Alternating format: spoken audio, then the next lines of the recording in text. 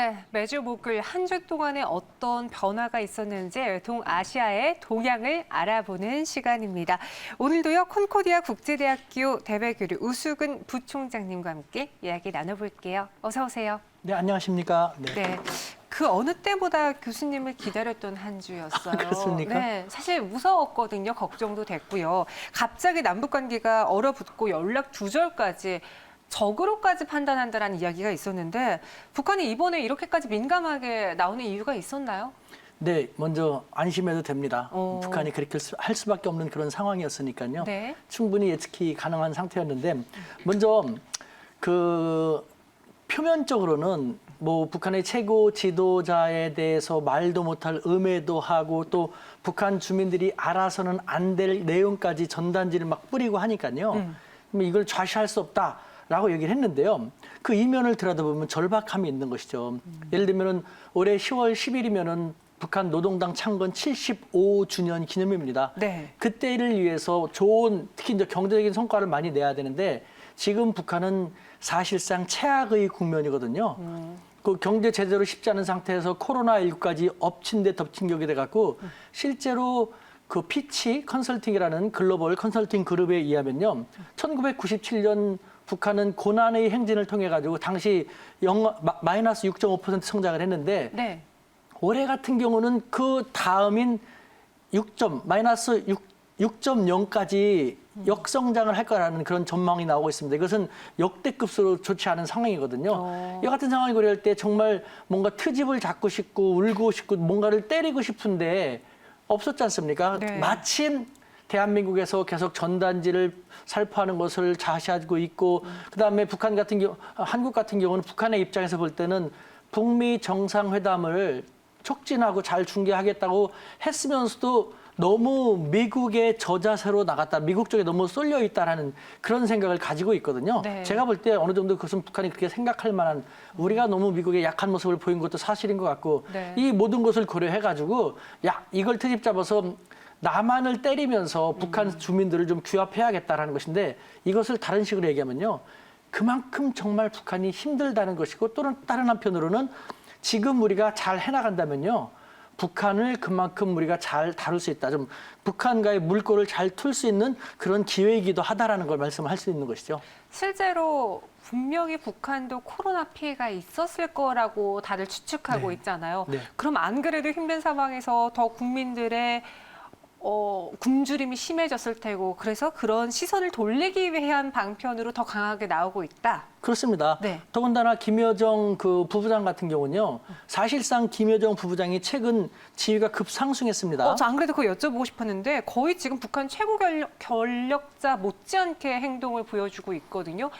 서열이 바뀐 건 아닐 텐데 왜 그런 걸까요?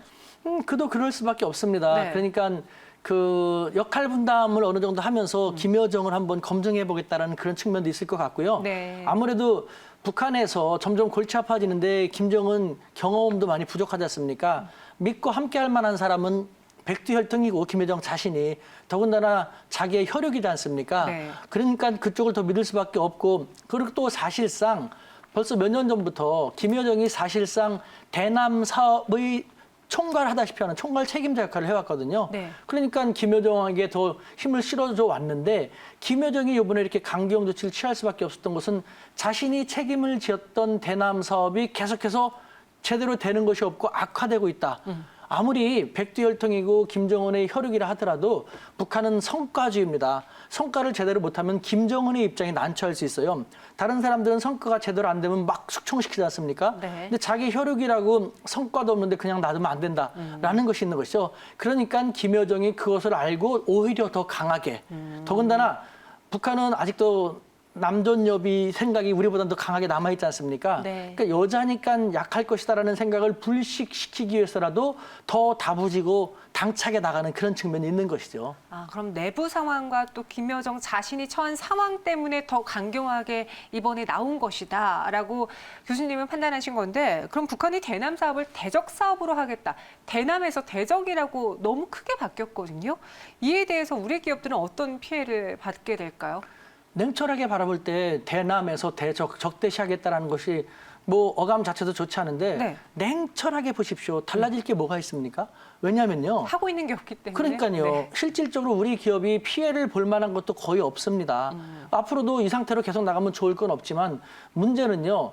대남 사업, 남쪽과 함께 적극적으로 다양한 일을 긍정적으로 추진하겠다는 자세에서 대적으로 바꿨다라는 것은 부정적인 이미지가 강하지만 이것 또한 날 좀 보소, 날 좀 보소, 우리 살아있어, 우리하고 좀 같이 뭐 좀 합시다. 네. 우리한테 신경 좀 써주세요라고 주목을 더 끌기 위한 그런 의미가 저는 더 강하다는 생각이 듭니다. 그래서 지금 당장 우리 기업이 볼 필요는 없을 것이다. 그럼 우리가 이번에 일명 삐라라고 하는 것을 네. 법적으로 못하게 하겠다라고 우리 정부 측에서도 나오고 있잖아요. 그럼 이러한 대응책에 북한은 화답하면서 다시 살짝 수그러들까 이때다 싶어서 더 강경하게 나올까요? 그 당분간은요, 네. 한국, 우리 남한의 상황을 볼 겁니다. 일단 남한에 대해서 이렇게까지 나왔으니까 정말 무시하다시피 할 것이고, 네. 그래도 우리 남한이 뭐 어쩔 수 없이 현실적으로 우리가 잃을 게 더 많지 않습니까? 네. 똑같이 나가면은 뭐 서로 좋을 게 없죠. 그러면 이웃 나라들만 좋을 수밖에 없을 테니까요. 우리가 좀 더 현명하고 냉철하게 행동을 해 나가야 할 텐데 이와 같은 상태에서 우리는 뭐 남북 정상 간에 이미 합의가 됐습니다. 남북 간에는 어떠한 적대 행위도 금지한다라는 것. 그것은 판문점에서뿐만 아니라 이 전단 같은 경우도 살포하는 것도 금지하기로 돼 있었거든요. 네. 그것에 대해서 북한이 지금 빌미를 잡고 하고 있지 않습니까? 그런 것은 우리가 이미 약속이 돼 있었던 것이니까 그런 것을 해나가는 모습. 그 외에도 우리는 지속적으로 남북 협력에 대해서 해나가는 모습을 보인다면요. 조금씩 바뀌어지는 모습을 보이지 않을까 싶습니다. 일단은 지금은 최악의 상황이고 내부 결속이 더 중요하기 때문에 당분간은 긴장 국면을 조성해 나가겠습니다만 우리가 지속적으로 하고 또 그 외에 북한의 영향력이 있을 수 있는 그 외부 요소들과 우리가 조금 더 긴밀히 협력해 나가면요. 북한이 바라는 것은 남한하고의 진정한 강경 대립이 아니라 도움을 받고 싶다. 자존심 상하지만 자존심 상하지 않게 우리하고 협력을 해다오. 도와다오라는 것이기 때문에 우리가 그것을 잘 읽고 해 나간다면은 글쎄요. 끝까지 이렇게 강경 조치로 취하고 나오지는 않을 거라는 생각이 듭니다.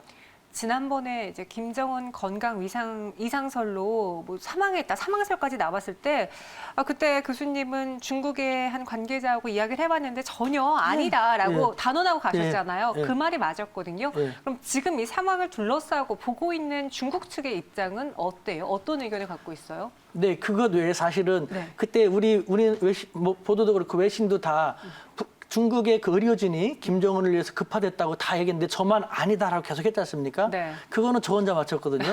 우스근입니다. 네. 이번 북한 상황을 바라보는 중국은요, 확실히 북한이 최악의 국면에 놓인 것은 맞다라고 합니다. 그러면서 하나 들려주는 것이 네. 사실상 실컷 좋건 현재 이미 북한이 대외 교류의 95% 이상, 북한 경제의 95% 이상을 한국무역협회 통계입니다만 네. 북한에 의존하다시피 하고 있거든요. 중국이요? 예, 네. 북한이 중국에 의존하고 있는 것이죠. 네네네. 중국의 도움이라든가 협력이 없으면 북한 경제는 사실상 쉽지 않죠. 그럼에도 불구하고 1월 달에 북한이 스스로 중국하고의 국경 무역을 완전히 봉쇄했지 않습니까? 그만큼 코로나가 더 심각할 수 있다는 것이죠. 그런데 3월 달에 물밑으로 부분 재개를 희망한다고 해갖고 부분 재개를 들어줬대요. 그런데 4월 달에 북한이 다시 전면 개방을 다시 하자. 국경무역을 전면 활성화하자. 근데 그때는 중국이 북한의 코로나 상황을 밝히지 않고 너무 위험할 수 있기 때문에 중국은 어느 정도 진압이 된 상태였지 않습니까? 그래서 북한이 거절을 했거든요. 네. 중국이. 그러니까 평상시 같으면은 북한은 자존심 내세우면서 너희들 말이 하면서 막 온갖 험담을 하면서 중국을 공격했을 텐데 그때는 오히려 고개를 숙이면서 지금 미중 경쟁이 있지 않습니까? 중국 편을 들면서 중국에 상당히 요청을 더 강하게 해오는 모습을 보이고 구두 친서까지 보냈다고 합니다. 네. 그래서 5월 달에 어쩔 수 없이 그러면은 국경을 전면 개방하겠다. 하지만 코로나의 문제가 있으니까 그걸 갖다 잘 처치하면서 협력하면서 개방하자. 이러한 같은 상황을 볼 때 중국은 북한이 지금 최악의 상황에 놓여 있는 것은 틀림이 없다고 생각을 하고 그러면서 우리한테 또 이렇게 얘기하는 것이 저는 우리가 너무 우려만 할 것이 아니라 구더기 무서워서 장 못 담는 그런 어리석음을 우린 저지를 필요가 없는 것이죠. 중국은 자기들도 압니다. 북한 경제에 대해서 자신들이 뭐 대부분 장악하고 있다는 것. 네. 그런데 자기 입장에서는 근데 북한은 어차피 자기가 뭐 장악하고 있으니까 한국에 대해서도 그만큼을 공을 들여가지고 한국이 미국 쪽으로 더 가지 않게 하는 것이 가장 중요한 거거든요. 네. 그래서 북한의 이 절박한 상황을 한국한테 중국은 제시하면서 한중이 협력을 해갖고 북한을 돕자, 지원하기도 하고 경제 협력하기도 하고, 그래서 이것을 통해서 한국이 북한하고 직접적으로 관계를 뚫기는 그렇게 쉽지 않을 테니까 우리가 사심 없이 남북 협력을 돕겠다, 남북 관계 개선을 돕겠다라는 식으로 나오고 있거든요. 이에 대해서 우리 사회에서는 저 중국 저걸 또 어떻게 믿어라는 얘기가 나올 텐데, 사실 우리 남한, 한국 혼자 힘으로 지금 경색된 남북 관계를 뚫기는 쉽지 않으니까 네. 중국에 대해서 너무 우려만 할 것이 아니라 네. 그 마각을 리스크를 최소화시키면서 중국과 협력해서 북한과의 관계를 뚫고 남북 관계를 개선할 수 있는 계기로 삼는 건 어떤가라는 생각도 듭니다. 이 대북 리스크가 증시의 불안 요소로도 떠오르고 있습니다. 잘 가고 있는 코스피가 2200 돌파하고 있는 이 시점에서 이 대북 리스크가 지수의 상승을 제한시킬 수도 있다라는 걸 어떤 분이 이야기하고 가셨거든요. 그에 대해서 교수님 어떻게 생각하시는지, 지금 일선에 나와 있는 사람이 김정은보다는 김여정이니까 김여정의 성격에 맞춰서 이 사람이 어떻게 다음 대책을 내놓을 것이다. 그 부분도 좀 예측을 해주세요. 근데 우리 주식시장에 미치는 영향은 상당히 유동적이죠. 일단은 네. 아무것도 없는 상태에서 강경 기조로 나오고 하면은요, 주식시장이 영향을 받을 수밖에 없습니다. 하지만 제가 볼 때는요, 그 북한은 이제는 우리가 어떻게 하느냐에 따라서 달아볼 것이고, 또 하나는 아까 말씀드린 것처럼 가장 중요한 것은 북한 내부가 상당히 쉽지 않은 상황이기 때문에 내부 결속력을 다지기 위해서 외부의 적이 필요하고, 네. 그걸 지금 우리 한국으로 타깃을 삼고 있는 상황이지 않습니까?